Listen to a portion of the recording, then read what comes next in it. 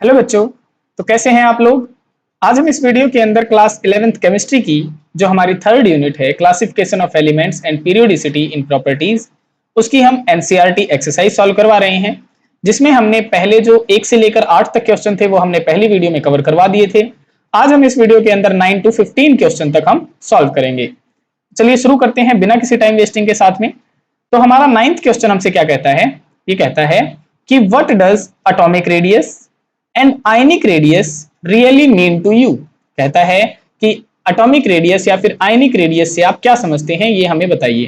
तो देखो होता क्या है, जनरली हमारे पास में जो कोई भी एटम होता है ना वो इस तरीके का होता है। देखो बीच में क्या होता है, न्यूक्लियस, जिसके अंदर प्रोटॉन और न्यूट्रॉन होते हैं, ठीक है। और बाहर हमारी आउटरमोस्ट सेल होती हैं, इस तरीके से सेल्स होती है हमारी।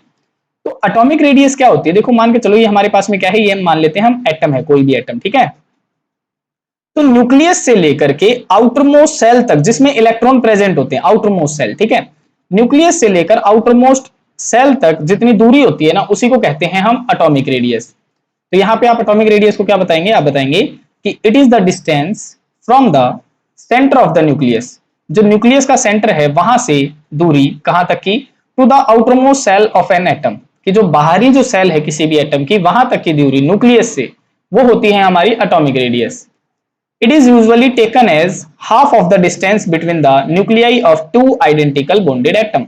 कहता है जैसे मान के चलो मेरे पास में हाइड्रोजन एटम है, तो हाइड्रोजन और हाइड्रोजन दो एटम है, ठीक है, वो आपस में बॉन्ड बनाए हुए हैं। अब जो ये बॉन्ड है, तो अगर मुझसे इसकी एटॉमिक रेडियस पूछता है तो कहता है कि इसकी जो एटॉमिक रेडियस होती है दो आइडेंटिकल एटम की हाफ होती है उनके बीच की दूरी, यानी half of the distance between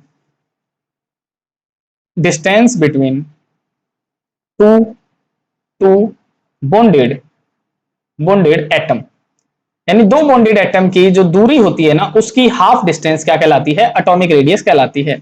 for example जैसे हम डायग्रामेटिकली हम यहां से समझ लेते हैं। देखो जैसे एटॉमिक रेडियस उसने क्या बताया, जैसे देखो ये है हमारा न्यूक्लियस, ठीक है, ये क्या है, हमारा न्यूक्लियस है। और इस न्यूक्लियस के सेंटर से लेकर के यहां तक की जो दूरी है ना, आउटरमोस्ट सेल तक की, ये कहलाती है हमारी एटॉमिक रेडियस, ठीक है। अब यहाँ पे अगर आप दूसरे तरीके से आप इसको डिफाइन करेंगे तो क्या कहेंगे, देखो जैसे मान लिया हमारे पास में दो एटम है, एक एटम ये है, एक एटम ये है। अब इसके न्यूक्लियस की दूरी और इसके न्यूक्लियस के बीच की दूरी का आधा क्या कहलाएगा, एटॉमिक रेडियस कहलाएगा।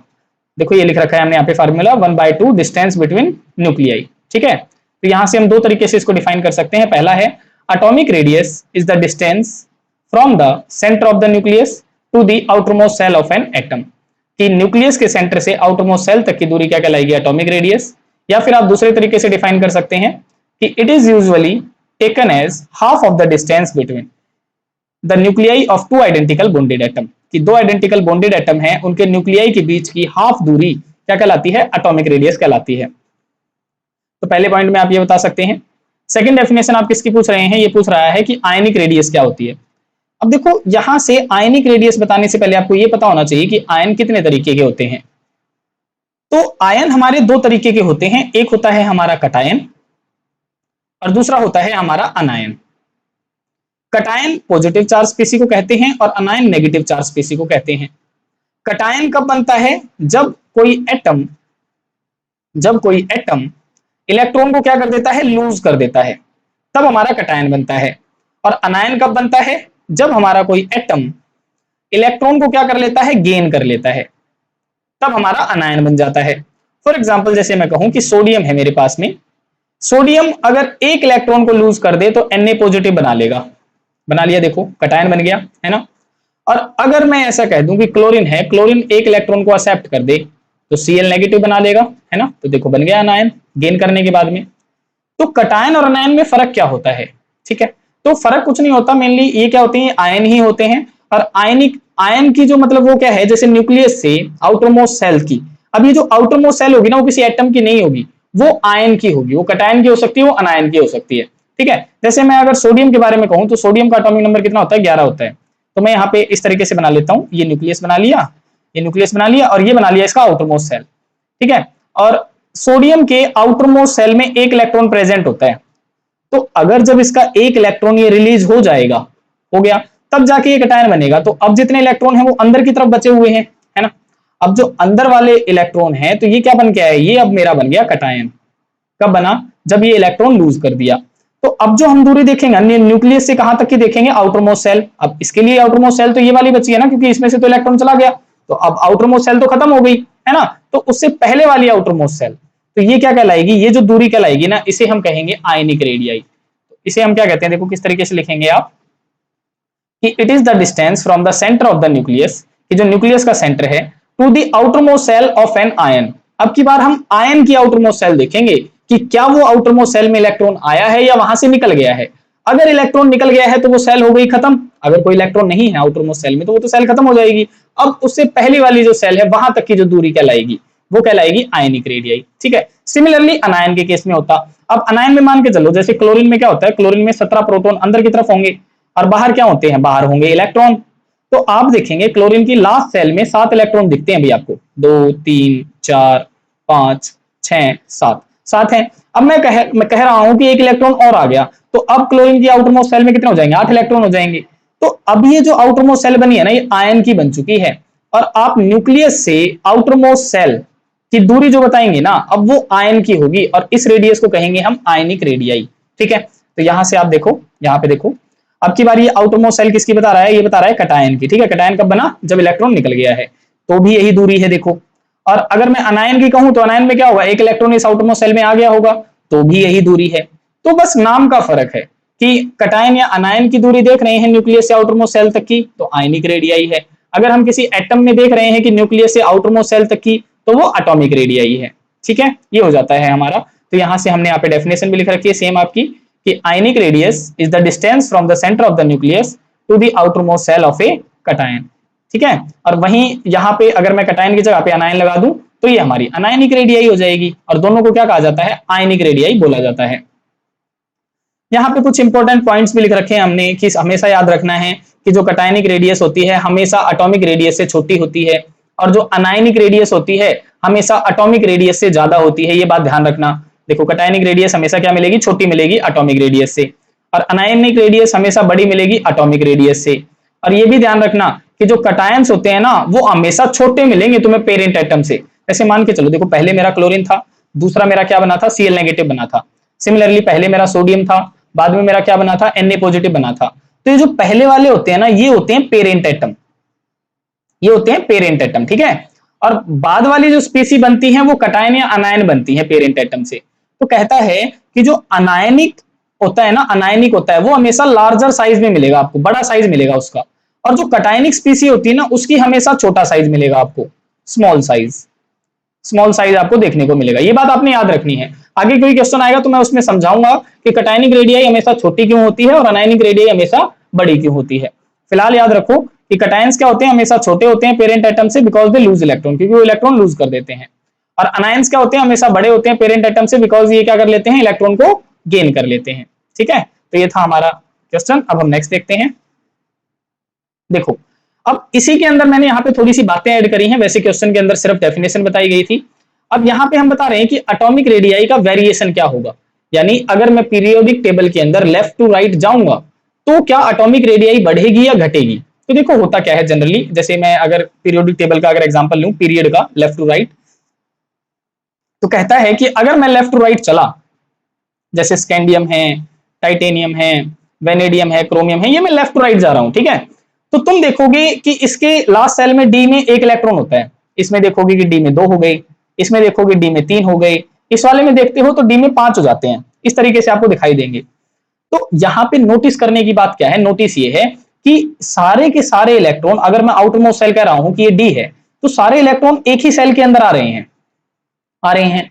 अब इलेक्ट्रॉन बढ़ रहे हैं तो अंदर प्रोटॉन भी बढ़ेंगे न्यूक्लियस के अंदर, है ना। न्यूक्लियस के अंदर अगर प्रोटॉन बढ़ेंगे तो न्यूक्लियर चार्ज बढ़ेगा, सीधी सी बात है। देखो जितने इलेक्ट्रॉन बढ़ते हैं ना, उतने ही प्रोटॉन बढ़ते हैं, और प्रोटॉन अगर बढ़ते हैं तो न्यूक्लियस का चार्ज बढ़ता है, और जिसे हम कहते हैं न्यूक्लियर चार्ज। और अगर न्यूक्लियर चार्ज बढ़ता है तो वो इलेक्ट्रॉन को क्या करता है, खींचता है ना। और अगर इलेक्ट्रॉन को वो खींचेगा तो साइज क्या हो जाएगा, साइज तो छोटा हो जाएगा। तो यहां पे आप याद रखेंगे कि द एटॉमिक रेडियस की, जो हमारी एटॉमिक रेडियस होती है वो क्या होती है, डिक्रीज होती है। कहां से कहां तक, लेफ्ट टू राइट। जब हम पीरियोडिक टेबल में लेफ्ट टू राइट जाते हैं तो एटॉमिक रेडियस कम होती है। क्यों कम होती है, because the nuclear charge increases, क्योंकि न्यूक्लियर चार्ज बढ़ना शुरू हो जाता है। अभी बताया ना मैंने, क्योंकि एक ही सेल के अंदर आने शुरू हो जाते हैं इलेक्ट्रॉन। तो अब इलेक्ट्रॉन बढ़ेंगे तो प्रोटॉन बढ़ेंगे, प्रोटॉन बढ़ेगा तो न्यूक्लियर चार्ज बढ़ेगा, न्यूक्लियर चार्ज बढ़ेगा तो न्यूक्लियस इलेक्ट्रॉन को खींचेगा, और खींचेगा तो साइज छोटा होगा, है ना। So while the number of electron shells remain the same, अब देखो नंबर ऑफ इलेक्ट्रॉन सेल्स के अंदर क्या रहते हैं, सेम रहते हैं, increases while the number of electron shells की जो सेल्स है ना वो सेम रहती हैं।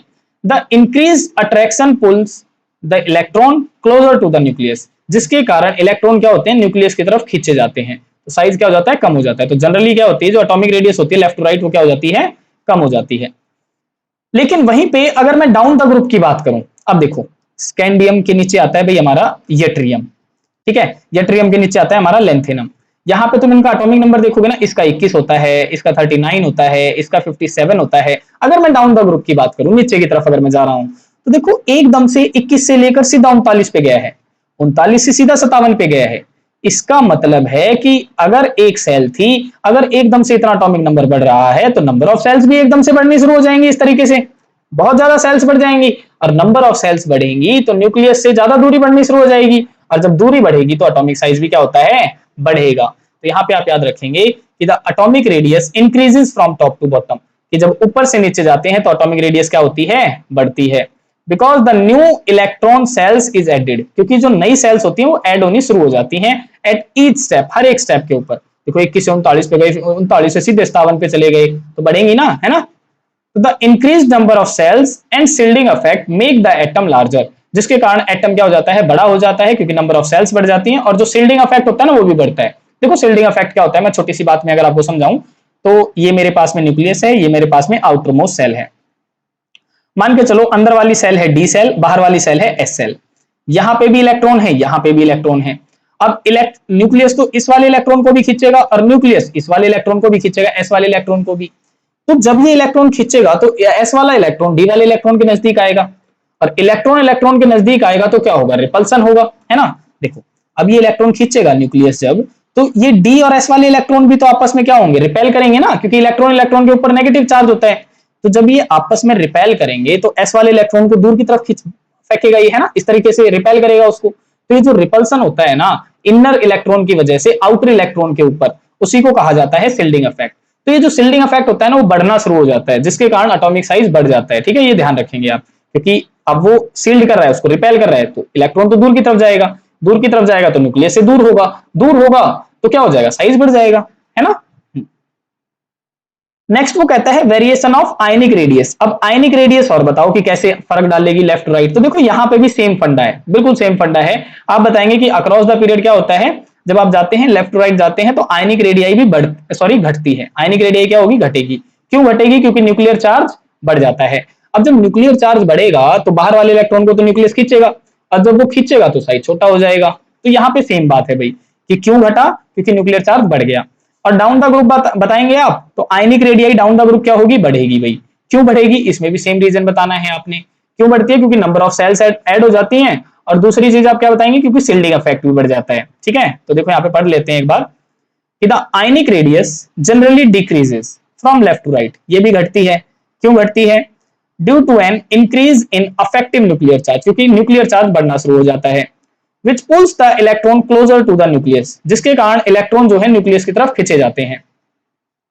However, there is a sudden increase, इसीलिए यहाँ पे एकदम से इंक्रीज बढ़ जाता है when we moving from cation to anion। और यहाँ पे एक बात ध्यान रखेंगे कि जैसे ही आप देखो, यहाँ तक तो बात सेम थी आयनिक रेडियाई की बात, यहाँ तक कि भाई कम हो रहा है, लेकिन आगे उसने क्या कहा कि there is a sudden increase when we moving from cation to anion, कि जैसे ही तुम कटायन से अनायन की तरफ बढ़ोगे ना तो तुम्हें क्या देखने को मिलेगा कि अनायन का जो साइज है, अनायन का जो आयनिक साइज है, आयनिक साइज है वो ज्यादा है, और कटायन का आयनिक साइज क्या है, छोटा है।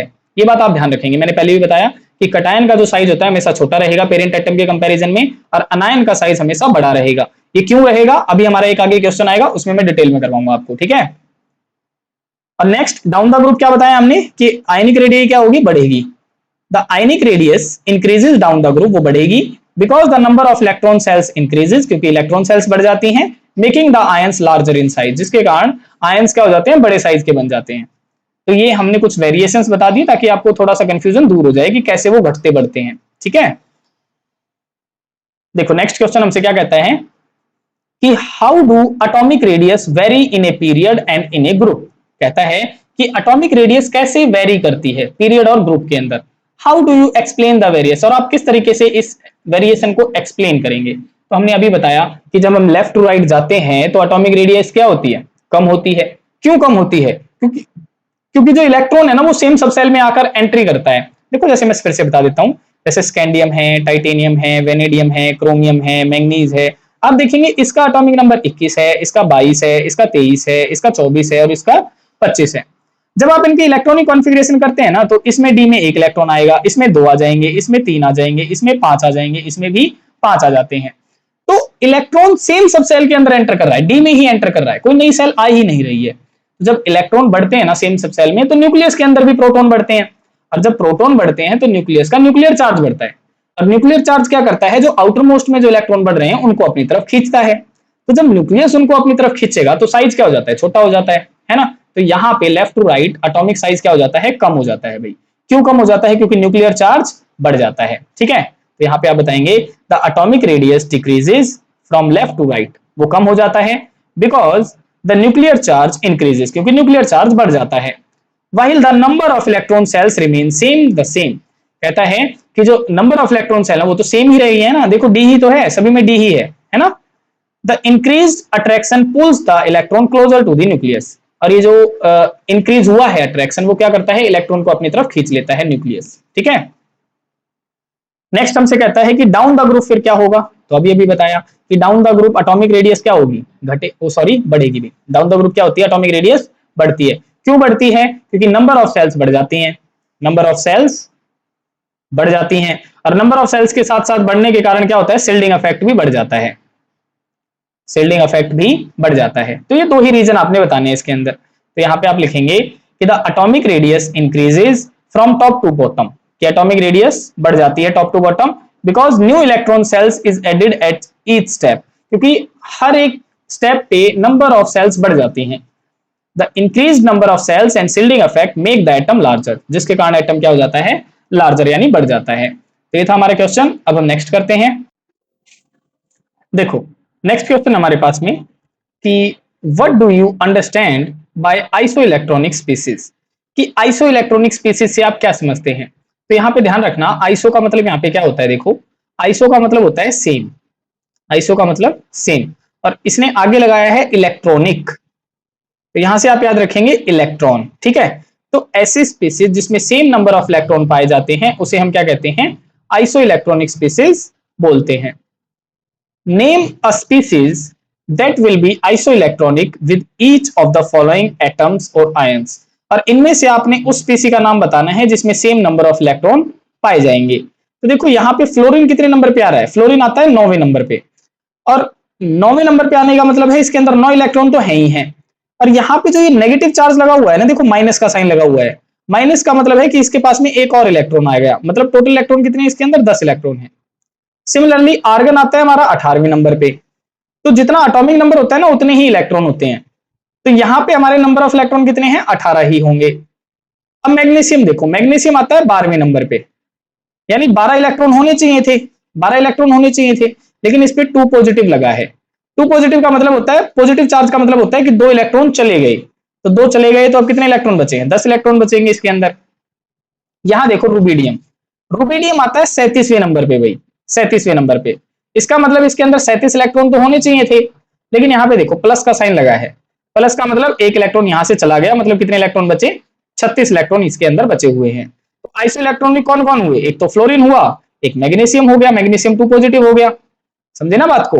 तो यहाँ पे देखो आप क्या लिखेंगे, क्या कि isoelectronic species are atoms, ions और मॉलिक्यूल्स, ये वो स्पेसिस होती हैं, वो एटम हो सकते हैं, आयंस हो सकते हैं, मॉलिक्यूल्स हो सकते हैं, that have the same number of electrons, जिसके पास में सेम नंबर ऑफ इलेक्ट्रॉन्स होंगे बट डिफरेंट एटॉमिक नंबर्स, लेकिन एटॉमिक नंबर क्या होगा, डिफरेंट होगा। ठीक है, जैसे देखो यहाँ पे एटॉमिक नंबर डिफरेंट है ना, इसका 9 एटॉमिक नंबर था, इसका 18 था, इसका 12 था, है ना, इसका 37 था, इस तरीके से। तो यहाँ पे आप बता रहा है, ये बता रहा है कि फ्लोरीन में F नेगेटिव है, इसका मतलब ये किसकी तरह बन चुका है, नियॉन की तरह बन चुका है। 10वां नंबर किसका होता है, 10 इलेक्ट्रॉन किसके पास में होते हैं, नियॉन के पास में होते हैं। तो F negative has 10 electron, so it is iso electronic with neon, तो ये नियॉन की तरह है आइसो इलेक्ट्रॉनिक। ठीक है, आर्गन, आर्गन आता है 18 नंबर पे। ठीक है, और आर्गन है, और ये क्या बना दिया उसने, क्लोराइड आयन, ये किससे आइसो इलेक्ट्रॉनिक है, तो क्लोराइड आता है 70वें नंबर पे, ठीक है। और एक नेगेटिव का मतलब है कि इसके अंदर एक इलेक्ट्रॉन आ गया तो 18 इलेक्ट्रॉन हो जाते हैं। तो यहाँ पे उससे रिलेटेड एक एटम बताया गया है। तो फ्लोरीन किससे मिला, नियॉन से मिल गया। आर्गन के पास में 18 थे, तो ये किससे आइसो इलेक्ट्रॉनिक है, क्लोरीन नेगेटिव से है, तो so it is iso electronic with Cl negative. अब मैग्नीशियम 2 पॉजिटिव में कितने इलेक्ट्रॉन थे, 10 इलेक्ट्रॉन थे, तो ये भी किससे रिप्रेजेंट कर रहा है, ये भी नियॉन की तरह बन गया है। So it is iso electronic with neon.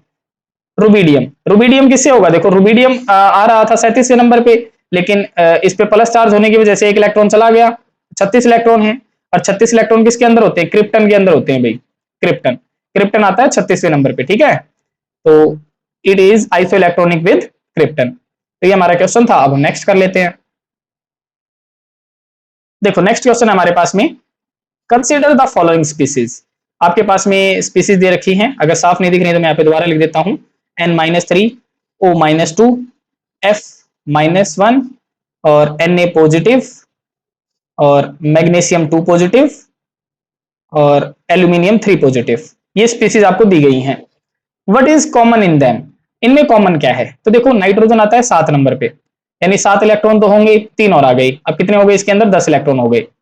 Oxygen आता है 8वें नंबर पे, 8 इलेक्ट्रॉन तो होंगे, 2 और आ गए, कितने बन गए, 10 इलेक्ट्रॉन बन गए। फ्लोरीन आता है 9वें नंबर पे, 9 इलेक्ट्रॉन तो होंगे, एक और आ गया, कितने बन गए, 10 इलेक्ट्रॉन। सोडियम 11वें नंबर पे आता है, एक इलेक्ट्रॉन चला गया, देखो +1 चार्ज है, चला गया, इसका मतलब कितने इलेक्ट्रॉन बच गए, 10 इलेक्ट्रॉन बच गए। मैग्नीशियम कितने पे आता है, 12 पे आता है, 12 इलेक्ट्रॉन होने चाहिए थे, लेकिन 2 पॉजिटिव चार्ज है, इसके अंदर भी कितने बच गए, 10 इलेक्ट्रॉन बच गए।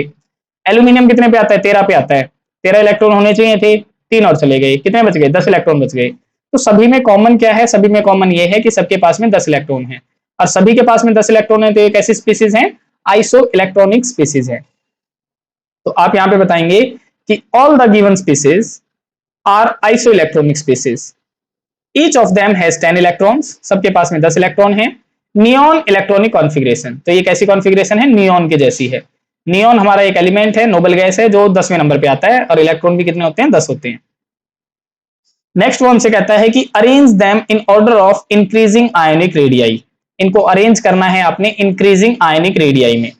तो अभी अभी मैंने आपको एक छोटी सी बात बताई थी ऊपर वाले क्वेश्चन में, अगर आपको याद हो, मैंने बताया था कि जो कटायन होते हैं ना, कटायन वो स्मॉलर इन साइज होते हैं, बहुत छोटे साइज के होते हैं, स्मॉलर इन साइज। और जो हमारे अनायन होते हैं वो हमारे होते हैं larger in size, larger in size, ठीक है, सॉरी लार्जर इन साइज। तो बस ये बात आपको ध्यान रखनी है। तो अनायन देखो, सबसे बड़ा अनायन कौन सा है, तो अनायन यहाँ पे देखो N-3 सबसे ज्यादा है, फिर -2 है, फिर -1 है, तो सबसे बड़ा साइज किसका होगा, N-3 का होगा। और सबसे छोटा किसका होगा, जितना कटायन बढ़ता जाएगा, तो कटायन में सबसे छोटा किसका होगा, एल्यूमिनियम 3 पॉजिटिव का होगा साइज सबसे छोटा। तो यहाँ पे देखो सबसे छोटा किसका है, एल्यूमिनियम 3 पॉजिटिव का, सबसे बड़ा किसका है, N-3 का है, फिर O-2 का है, फिर -1 का है, और इससे छोटा किसका होगा, फिर Na पॉजिटिव +1, फिर +2, फिर +3। तो ये बात आपको ध्यान रखनी है, ठीक है। तो यहाँ पे इसका रीजन क्या बताया है, since all the species have same number of electron, सभी के पास में सेम नंबर ऑफ इलेक्ट्रॉन है। The ionic radius decreases with N increase in nuclear charge, कहता है आयनिक रेडिएशन, जो आयनिक रेडियस है वो न्यूक्लियर चार्ज जैसे जैसे बढ़ता है वैसे ही क्या हो जाती है, बढ़ती है, ठीक, सॉरी घटती है। Ionic radius decrease with increase in nuclear charge, जैसे जैसे न्यूक्लियर चार्ज बढ़ता है आयनिक रेडियस क्या हो जाती है, छोटी हो जाती है, क्योंकि न्यूक्लियर चार्ज जब बढ़ेगा, न्यूक्लियस का जब चार्ज बढ़ेगा तो इलेक्ट्रॉन को अपनी तरफ खींचेगा, और जब वो अपनी तरफ खींचेगा तो साइज क्या हो जाएगा, कम हो जाएगा। Therefore, aluminium 3 positive has the smallest radius and N-3 has the largest radius, ठीक है। सिंपल ट्रिक आप क्या याद रखेंगे, जैसे जैसे माइनस का साइज बढ़ता है, माइनस का नंबर बढ़ता है, -1, -2, -3, जैसे जैसे नंबर बढ़ेगा ना, साइज क्या होता जाएगा, बड़ा होता चला जाएगा। लेकिन कटायन के केस में जैसे जैसे साइज बढ़े, जैसे जैसे नंबर बढ़ेगा, जैसे +1, +2, +3, तो साइज क्या होता जाएगा, छोटा होता चला जाएगा। ये बात आपने ध्यान रखनी है, ठीक है। अब ये क्यों होगा मैं अभी समझाऊंगा, ये क्वेश्चन आएगा आगे वहां पे, ठीक है। देखो ये आ गया, यहां पे समझाऊंगा अब आपको। क्वेश्चन क्या कहता है कि why cations are smaller and anions are larger in radii than the parent atom. कहता है कि कटायन छोटे क्यों हैं और अनायन बड़े क्यों हैं, जैसा कि हमने अभी इस क्वेश्चन में, अभी तो मैंने डायरेक्ट ट्रिक बताई थी, अब मैं आपको इसको सॉल्व करके दिखाता हूं। देखो क्यों आखिर ऐसा होता है कि कटायन हमेशा छोटे रहते हैं और अनायन हमेशा बड़े रहते हैं। देखो मैं यहाँ पे जैसे मैं फिर से लिख लेता हूं N-3, O-2, F-1, Na+1, Mg+2 और एल्यूमिनियम +3। ठीक है, अब देखना है यहाँ पे नाइट्रोजन के लिए, यहाँ पे एटॉमिक नंबर होता है 7, इसका होता है 8, इसका 9, इसका 11, इसका 12 और इसका होता है 13 एटॉमिक नंबर। ठीक है, यहाँ पे मैं इनके लिए एटम्स बना लेता हूँ इस तरीके से। सॉरी, मैं थोड़ा बड़ा साइज ले लेता हूँ, एक सेकेंड। ये मैंने यहाँ पे बनाने शुरू कर दिए। ये मैंने नाइट्रोजन के लिए बनाया इस तरीके से। ठीक है, यहाँ पे मैं ऑक्सीजन के लिए बना रहा हूँ, ये न्यूक्लियस हो गया, ये बाहर की सेल हो गई। यहाँ पे फ्लोरीन के लिए बना रहे हैं, ये फ्लोरीन के लिए बना लिया। और यहाँ पे सोडियम के लिए बना लेते हैं, ये न्यूक्लियस हो गया, ये बाहर की सेल हो गई। यहाँ पे मैग्नीशियम के लिए, ये मैग्नीशियम के लिए बना लिया और यहाँ पे बना लेते हैं एल्यूमिनियम के लिए। ठीक है, अब देखना, अब जितना एटॉमिक नंबर होता है ना, उतने ही क्या होते हैं, उनमें इलेक्ट्रॉन होते हैं। तो इसके अंदर 7 इलेक्ट्रॉन होंगे। ठीक है, इसके अंदर कितने होंगे, 7 इलेक्ट्रॉन। इसके अंदर कितने होंगे, 8 इलेक्ट्रॉन होंगे बाहर वाली सेल में। इसमें कितने होंगे, इसमें होंगे 9 इलेक्ट्रॉन, इसमें होंगे 11 इलेक्ट्रॉन। ठीक है, इसमें होंगे 12 इलेक्ट्रॉन और इसमें होंगे 13 इलेक्ट्रॉन। ऐसा होना चाहिए था। और इतने ही क्या होते हैं, प्रोटॉन होते हैं। तो प्रोटॉन कितने होंगे, अंदर 7 होंगे, इसमें 8 होंगे, इसमें 9 होंगे, इसमें 11 होंगे, है ना, इसमें 12 होंगे और इसमें 13 होंगे। ये है प्रोटॉन। लेकिन अब क्या होगा, अब इनमें से इलेक्ट्रॉन बाहर चले गए हैं। तो इधर एक सेकेंड, मैं यहाँ पे अब दोबारा से बना लेता हूँ। देखो यहाँ पे एक सेकेंड, ये मैंने दोबारा से बनाना शुरू किया। अब क्या हुआ, प्रोटॉन तो सेम है, प्रोटॉन तो अंदर 7 ही है, नाइट्रोजन के लिए बना रहा हूं मैं, प्रोटॉन तो 7 है, लेकिन बाहर इलेक्ट्रॉन कितने हैं, तो इलेक्ट्रॉन बन चुके हैं 10। क्योंकि 7 तो इलेक्ट्रॉन थे, लेकिन 3 माइनस चार्ज भी तो है, -3 के 3 ऐड हो गए, तो कितने हो गए इलेक्ट्रॉन, 10 हो गए। अब यहाँ पे देखो, ये मैंने बना लिया ऑक्सीजन के लिए। ठीक है, यहाँ पे प्रोटॉन तो कितने हैं, 8 हैं, लेकिन इलेक्ट्रॉन कितने हैं, इलेक्ट्रॉन है इसमें 10, इलेक्ट्रॉन है 10, क्योंकि 8 थे, 2 और आ गए, है ना। यहाँ पे फ्लोरीन के लिए बना लेते हैं। ये यहाँ पे मैंने न्यूक्लियस बनाया, बाहर आउटरमोस्ट सेल। तो अंदर प्रोटॉन कितने हैं, प्रोटॉन तो 9 है ना, लेकिन बाहर इलेक्ट्रॉन कितने हैं, 10 हो गए। ये मैंने फ्लोरीन के लिए बना लिया। अब यहाँ पे सोडियम के लिए बना लेते हैं, ये सोडियम के लिए बना लिया। ठीक है, यहाँ पे अंदर कितने होंगे, अंदर तो 11 प्रोटॉन होंगे, लेकिन बाहर इलेक्ट्रॉन कितने हैं, इलेक्ट्रॉन है 10। ठीक है, अब यहाँ पे मैग्नीशियम के लिए बना लेते हैं, ये मैग्नीशियम के लिए बना लिया। मैग्नीशियम के अंदर प्रोटॉन होंगे 12, लेकिन इलेक्ट्रॉन बाहर कितने हैं, 10 हैं, क्योंकि सारे आइसो इलेक्ट्रॉनिक स्पीसीज है भैया। यहाँ पे एल्यूमिनियम के लिए बना लेते हैं। देखो ये मैंने न्यूक्लियस बना लिया, ये मैग्नीशियम के लिए था और ये एल्यूमिनियम के लिए। तो अंदर प्रोटॉन कितने होंगे, 13, लेकिन बाहर इलेक्ट्रॉन कितने होंगे, 10। अब ऐसा समझते हैं कि इनके बीच में, अंदर और बाहर वाले के बीच में रस्सी खींचने वाली प्रतियोगिता हो रही है, ऐसा मान लेते हैं। तो अब मुझे ये बताओ, बाहर अगर 10 आदमी है, अंदर केवल 7 आदमी है, तो कौन अपनी तरफ खींच के ले जाएगा, बाहर की तरफ चला जाएगा इसमें। तो यहाँ पे इलेक्ट्रॉन ज्यादा होने के कारण ये रस्सी को बाहर की तरफ खींच के ले जाते हैं। जब ये बाहर की तरफ खींचेंगे, इसका मतलब ये न्यूक्लियस से क्या हो जाएंगे, न्यूक्लियस से चले जाएंगे ये दूर की तरफ, और न्यूक्लियस से दूर की तरफ चलेंगे तो साइज इसका क्या होगा, ज्यादा होगा, साइज इसका बढ़ जाएगा, -3 का बढ़ गया। ठीक है, यहाँ पे देखो, अंदर आदमी थे 8, लेकिन बाहर आदमी थे 10, ऐसे समझ रहे हैं। ठीक है, तो अंदर और बाहर, अब बाहर 10 है लेकिन अंदर तो 8 हो गए, तो इसके कंपैरिजन में तो इसका साइज क्या रहेगा, इसके कंपैरिजन में इसका साइज तो छोटा रहेगा, है ना। लेकिन इस वाले फ्लोरीन के कंपैरिजन में देखो, अंदर है 9, बाहर है 10, तो इसके कंपैरिजन में इसका साइज छोटा रहेगा, लेकिन ऑक्सीजन का बड़ा रहेगा। सोडियम का देखो, अब सोडियम के अंदर है 11, लेकिन बाहर आदमी कितने हैं, 10, तो अब ये अंदर की तरफ खींच लेगा, और अंदर की तरफ खींचेगा तो साइज क्या हो जाएगा, छोटा हो जाएगा। तो फ्लोरीन का साइज बड़ा रहेगा और सोडियम का +1 का साइज क्या हो जाएगा, छोटा हो जाएगा। सिमिलरली यहां देखो, अंदर है 12, बाहर है 10, 12 ज्यादा अंदर खींच लेंगे, ज्यादा अंदर खींच लेंगे तो साइज इसका और भी ज्यादा छोटा हो जाएगा मैग्नीशियम का। और फिर यही केस है, एल्यूमिनियम पे लगा दो, एल्यूमिनियम में अंदर है 13, बाहर है 10, तो इस पे +3, साइज क्या हो जाएगा, और भी ज्यादा छोटा हो जाएगा। तो यही रीजन तो हमने बताया कि मतलब इनका साइज छोटा क्यों हो रहा है। तो देखो, हमने बताया कि सबसे बड़ा साइज किसका होगा, सबसे बड़ा साइज नाइट्रोजन -3 का होगा और सबसे छोटा एल्यूमिनियम 3 पॉजिटिव का होगा। तो यही बात हमने बताई है। तो इसको अब आपने लिखना कैसे है ये देख लेते हैं।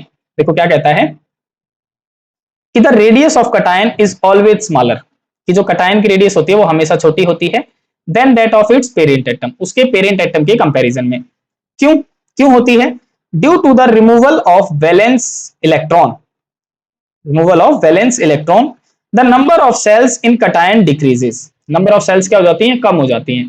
देखो कैसे, अब देखो कटायन कब बना था, मैंने क्या बताया, कटायन तब बनता है जब इलेक्ट्रॉन को निकाला जाता है यानी लूज किया जाता है ना।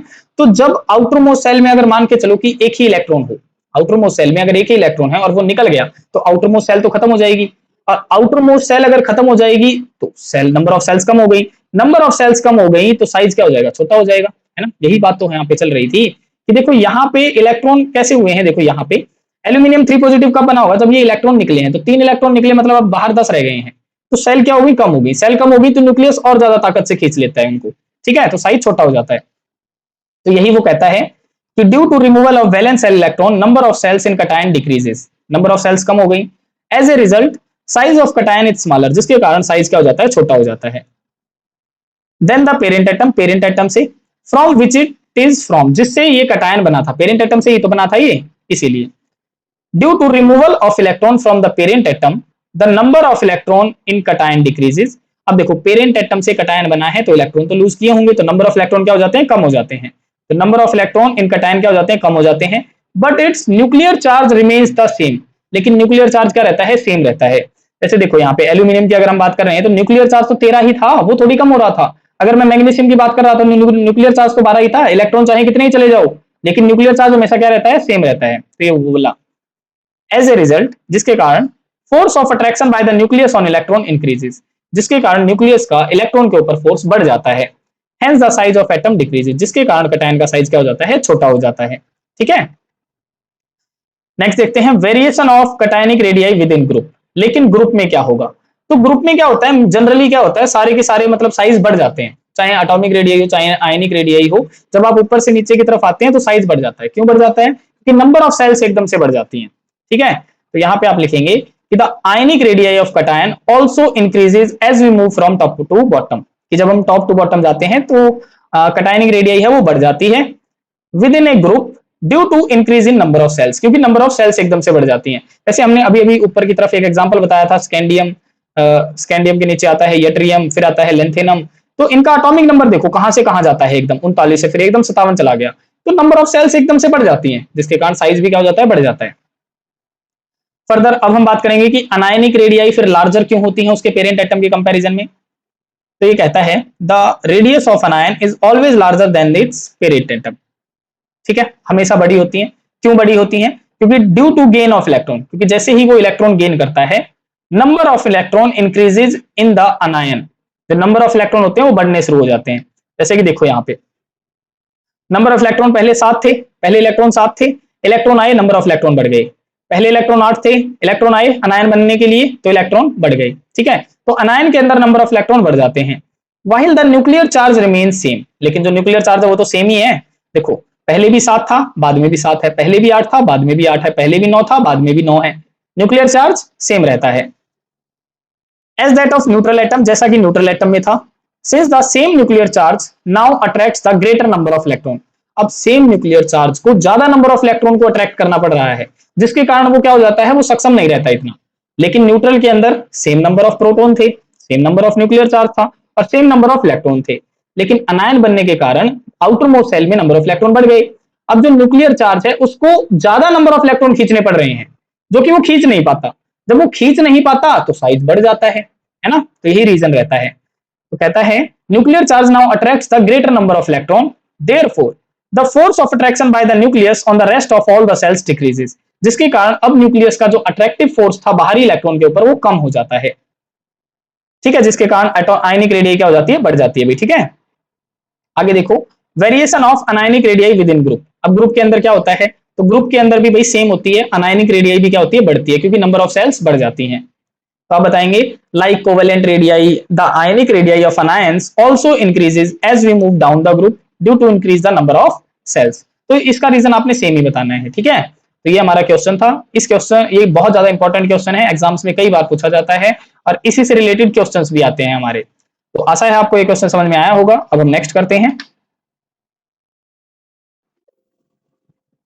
देखो नेक्स्ट क्वेश्चन हमारे पास में कि what is the significance of the terms, आपने महत्वता बतानी है किन किन टर्म्स की, एक तो आइसोलेटेड गैसियस एटम की और एक ग्राउंड स्टेट की।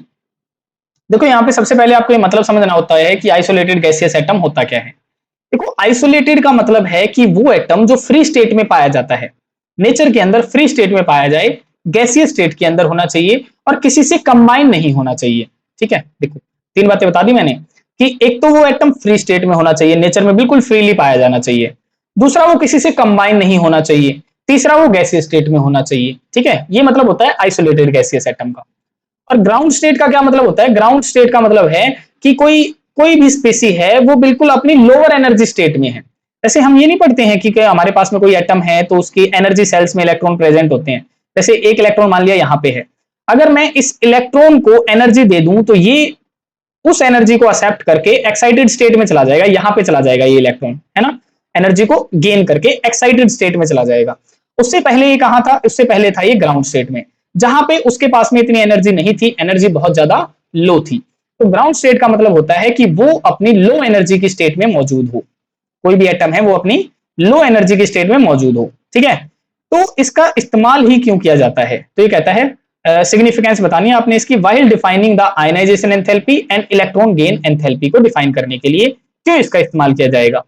तो इसका मेनली इस्तेमाल किया जाता है भाई प्रॉपर एक्यूरेट कंपैरिजन करने के लिए, यानी किसी भी एटम की जैसे आयनाइजेशन एंथैल्पी में क्या होता है, ये वो एनर्जी होती है जिसमें आउटर मोस्ट सेल में इलेक्ट्रॉन निकलवाने के लिए जो एनर्जी लगती है। जैसे आउटर मोस्ट सेल में मान लेते हैं ये इलेक्ट्रॉन बिल्कुल बाहरी सेल में प्रेजेंट है, तो इस इलेक्ट्रॉन को निकलवाने के लिए जो एनर्जी लगती है ना, उसे हम कहते हैं आयनाइजेशन एंथैल्पी। ठीक है, और इलेक्ट्रॉन गेन एंथैल्पी क्या होती है? ये वो एनर्जी होती है जो रिलीज होती है, ये वो एनर्जी होती है जो रिलीज होती है जब कोई एटम इलेक्ट्रॉन को क्या करता है? गेन करता है। ये रिलीज भी हो सकती है और एब्जॉर्ब भी हो सकती है। ठीक है, तो ये हमारी इलेक्ट्रॉन गेन एंथैल्पी होती है। तो यहाँ पे आप क्या बताएंगे इससे रिलेटेड? आप बताएंगे कि जो टर्म्स है ना, आइसोलेटेड गैसियस एटम या फिर ग्राउंड स्टेट, इसका इस्तेमाल किया जाता है to ensure a standard basis for comparison, कि इसका हम एज ए स्टैंडर्डाइज करने के लिए हम इस्तेमाल करेंगे, एज ए स्टैंडर्ड के रूप में हम इसका इस्तेमाल करेंगे कि हम अच्छे से कंपैरिजन कर पाए, जो हमारी एनर्जीज की जो वैल्यूज हैं उनमें कोई गड़बड़ी ना आए, उनमें कोई गलती ना आए, तो इसीलिए हम इन टर्म्स का इस्तेमाल करते हैं। तो ये कहता है कि आइसोलेटेड गैसियस एटम क्या होता है? It means the atom is free from the influence of other atom. कहता है इसका मतलब है कि एटम बिल्कुल फ्री स्टेट में होना चाहिए, किसी के भी प्रभाव में नहीं आना चाहिए। Free from influence of other atom, किसी दूसरे एटम के प्रभाव में नहीं होना चाहिए, और इंटरमोलिकुलर फोर्सेज, और किसी के मतलब कोई फोर्स होता है उसके फोर्स में भी नहीं आना चाहिए। Thus, the measured ionization enthalpy or electron gain enthalpy represent the intrinsic property of atom। तो ये क्या बताएंगी? तब अगर कोई एटम ऐसे मिल जाता है ना हमको जो कि आइसोलेटेड गैसियस स्टेट के अंदर होता है, फिर जो वो वैल्यू देता है आयनाइजेशन एंथैल्पी की या जो इलेक्ट्रॉन गेन एंथैल्पी की जो वैल्यू देता है, वो बिल्कुल एक्यूरेट वैल्यू देता है, क्योंकि उस पर किसी और दूसरी स्पीसी का प्रभाव नहीं होता, ना ही किसी फोर्स का प्रभाव होता है, ना ही किसी दूसरे एटम का प्रभाव होता है। तो जो वो वैल्यू आती है ना उस एलिमेंट की या उस एटम की, वो बिल्कुल एक्यूरेट आती है। तो यही चीज वो कहता है कि represent the intrinsic property of the atom. तो ये उस एटम की इंट्रिंसिक प्रॉपर्टी को रिप्रेजेंट करता है, बिल्कुल एक्यूरेट वैल्यू को रिप्रेजेंट करता है। नेक्स्ट वो कहता है कि ग्राउंड स्टेट फिर क्या होती है? ये कहता है it means the atom is in its lower energy state. इसका मतलब है कि एटम उसके खुद की लोअर एनर्जी स्टेट में मौजूद है। If the atom is in the excited state, अगर एटम उसकी एक्साइटेड स्टेट में मौजूद होता, the energy required to remove an electron or the electron gain enthalpy would be different giving incorrect values। तो कहता है कि अगर वो एक्साइटेड स्टेट में होता ना, और फिर अगर मुझे वहां से इलेक्ट्रॉन निकलवाना पड़ जाता एक्साइटेड स्टेट में से, या फिर मुझे उसमें इलेक्ट्रॉन ऐड करवाना पड़ जाता, तो इन दोनों केसेस में जो एनर्जी की वैल्यू आती ना वो गलत आती अगर वो एक्साइटेड स्टेट में होता, क्योंकि वहां पे उसके पास में एक्स्ट्रा एनर्जी मौजूद है उस इलेक्ट्रॉन के पास में। देखो कहता है जैसे मान लो ये मेरे पास में एटम है और ये है मेरे पास में ग्राउंड स्टेट है, ये ग्राउंड स्टेट है। इस दौरान जो आयनाइजेशन एंथैल्पी लगाऊंगा मैं या जो इलेक्ट्रॉन गेन एंथैल्पी वैल्यू लगाऊंगा वो मान लीजिए कि x है, आयनाइजेशन एंथैल्पी कह लो या इलेक्ट्रॉन गेन एंथैल्पी कह लो, वो x मान लिया। अब अगर मान के चलो कि ये ग्राउंड स्टेट में ना हो कि ये एक्साइटेड स्टेट में होता, तो इसका मतलब है कि इसके पास में पहले से जो एनर्जी मौजूद थी कहीं से आई थी जिसके कारण ये एक्साइटेड स्टेट में गया। अब यहां से ये इलेक्ट्रॉन अगर आप निकलवाएंगे या इलेक्ट्रॉन इसके अंदर और ऐड करवाएंगे तो जो वैल्यू आएगी वो डिफरेंट आएगी, x नहीं आएगी, डिफरेंट आएगी। तो इससे क्या होता है, इनकरेक्ट वैल्यूज हमें मिल जाती हैं अगर हम एक्साइटेड स्टेट में वो वैल्यूज को मेजर करें तो। ठीक है, hence these terms ensure accurate and comparable values of ionization enthalpy and electron gain enthalpy। तो ये जो टर्म है ना आइसोलेटेड गैसियस एटम या फिर ग्राउंड स्टेट, ये हमें कंपेरेबल वैल्यूज और एक्यूरेट वैल्यूज देती हैं हमें आयनाइजेशन एंथैल्पी की और इलेक्ट्रॉन गेन एंथैल्पी की। ठीक है, तो ये आपने इस तरीके से बताना था। अब हम नेक्स्ट क्वेश्चन करते हैं। देखो नेक्स्ट क्वेश्चन है हमारे पास में कि energy of an electron in the ground state of the hydrogen atom is this. कहता है कि जो एनर्जी है ना ग्राउंड स्टेट के ऊपर, ग्राउंड स्टेट के ऊपर किसकी, हाइड्रोजन एटम की, वो कितनी है, तो वो उसने दे दी -2.18 मल्टीप्लाई 10⁻⁻18 जूल। ये हमें वैल्यू दे दी उसने।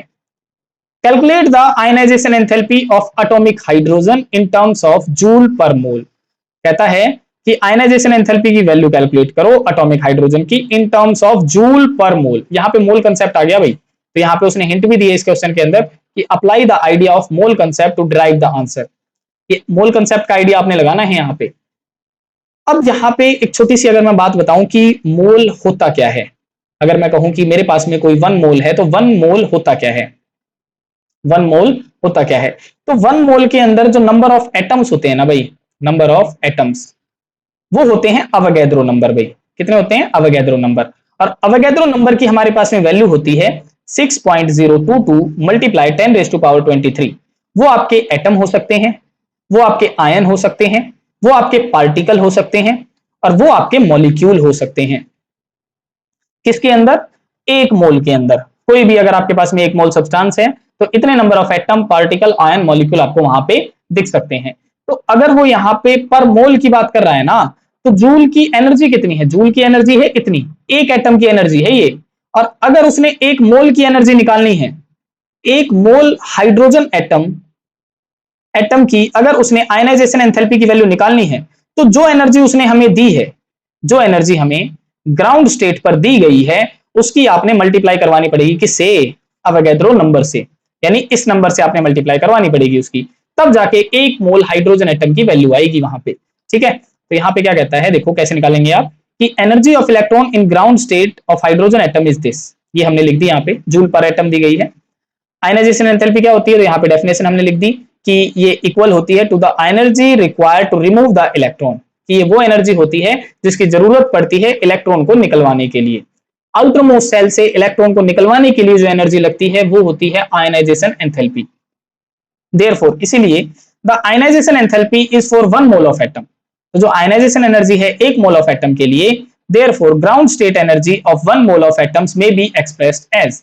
तो 1 मोल एटम के लिए एनर्जी क्या आ जाएगी, तो वो एनर्जी आ जाएगी, देखो ये हमने एनर्जी की वैल्यू लिख ली है, यहाँ पे एनर्जी की वैल्यू लिख दी, और मल्टीप्लाई में 6.022 मल्टीप्लाई 10⁻23 पर मोल यहाँ पे लिख दिया है। तो जैसे ही इसकी मल्टीप्लाई हुई ये वैल्यू आ गई ये भाई -1.312 मल्टीप्लाई 10⁻6 जूल पर मोल। ये तो आ गई ग्राउंड स्टेट के ऊपर। लेकिन उसने हमसे क्या पूछा है, atomic hydrogen in terms of joule, ionisation enthalpy पूछी है उसने कंप्लीट। ठीक है, तो आयनाइजेशन एंथैल्पी क्या होगी, देखो मान के चलो यहां पे इस तरीके से ये एटम है, ठीक है, यहां पे इलेक्ट्रॉन है, यहां पे भी इलेक्ट्रॉन है। तो अगर इलेक्ट्रॉन हम निकलवा रहे हैं तो आयनाइजेशन एंथैल्पी क्या होगी यहां पे होगी कि E infinity minus E of ground state. कि इंफिनिटी के ऊपर जो वैल्यू लग रही थी, यानी आउटर मोस्ट सेल से भी ऊपर वाली सेल में जितनी एनर्जी लग रही थी, उसमें से आप ग्राउंड स्टेट की एनर्जी आप पता करेंगे। ठीक है, तो कैसे करेंगे, देखो यहाँ पे, तो यहाँ पे आयनाइजेशन एंथैल्पी कैसे निकालेंगे आप, कि E infinity minus E of ground state. तो एक्साइटेड स्टेट की एनर्जी तो उसने दी नहीं, तो कितनी हो जाएगी 0, और माइनस करके ये जो हमारी वैल्यू निकली थी यहाँ पे माइनस कर दो, यानी प्लस में हमारा आंसर आ जाएगा। ठीक है, तो ये हमारी इतनी एनर्जी वहां पे लग रही है क्या करने के लिए, आउटर मोस्ट सेल से इलेक्ट्रॉन निकलवाने के लिए 1 मोल ऑफ हाइड्रोजन एटम के लिए। तो ये है हमारा क्वेश्चन भाई। ठीक है, तो इस तरीके से आपने निकालना होता है, सॉल्व करना होता है। यहाँ पे उसने हमें हिंट दी थी मोल कंसेप्ट के लिए, इसीलिए हम इस क्वेश्चन को कर पाए। ठीक है, तो आशा है आपको ये सारे क्वेश्चन समझ में आए होंगे। 9 टू लेकर कहां तक कर लिए हमने क्वेश्चन कर लिए 15 तक। ठीक है, तो अगर आपको इतने क्वेश्चंस में से कोई भी डाउट रहता है तो आप हमें कमेंट सेक्शन में बता दिया करें। ठीक है, और जिस भी टॉपिक पे आप वीडियो चाहते हैं सबसे पहले, उसके बारे में भी आप हमें सजेशंस में बता सकते हैं, कमेंट सेक्शन में आप बता सकते हैं। तो आज के लिए इतना ही। अगर आप चैनल पे नए हैं तो चैनल को लाइक कीजिए, शेयर कीजिए और सब्सक्राइब कीजिए। Thank you.